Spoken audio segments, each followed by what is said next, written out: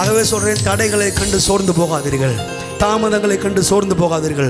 தாவீது போல இந்த காலை வேலை உட்காந்துருந்தீங்கன்னா அடி மேலே அடி, ஞானஸ்தானம் எடுத்ததுலேருந்து, ரசிக்கப்பட்ட நாளிலிருந்து, அபிஷேகப்பட்ட நாளிலிருந்து அடி மேலே அடி பாஸ்டர், தாக்குதலுக்கு மேலே தாக்குதல், இழப்புகளுக்கு மேலே இழப்புகள், நஷ்டத்துக்கு மேலே நஷ்டம். ஒரு அடி கூட முன்னேற முடியலை, எவ்வளோ வசனம் கேட்டாலும் ஒன்றா பண்ணாலும் என் வாழ்க்கை முன்னேறவே முடியலை அப்படின்ற ஒரு கட்டத்தில் இருந்தீங்கன்னா கர்த்தர் சொல்கிறாரு, இனி உனக்கு தடை இல்லை.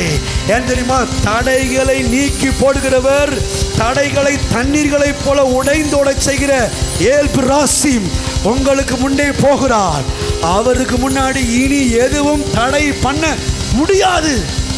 பக்தன் சொல்றான் பாருங்க, தண்ணீரையும் தீயையும் கடந்து வந்தோம் கர்த்தாவே, இப்பொழுது எங்களை செழிப்பான இடத்திலே கொண்டு வந்து விட்டீர் என்று சொன்னது போல நீங்கள் சொல்லுவீங்க. இந்த மாதத்தில், இந்த வருஷத்தில், இந்த நாட்களில், இந்த இத்தனை ஆண்டுகளாக தண்ணீரையும் தீயையும் பிரச்சனைகளையும் தடைகளையும் நாங்கள் தாண்டி வந்தோம்.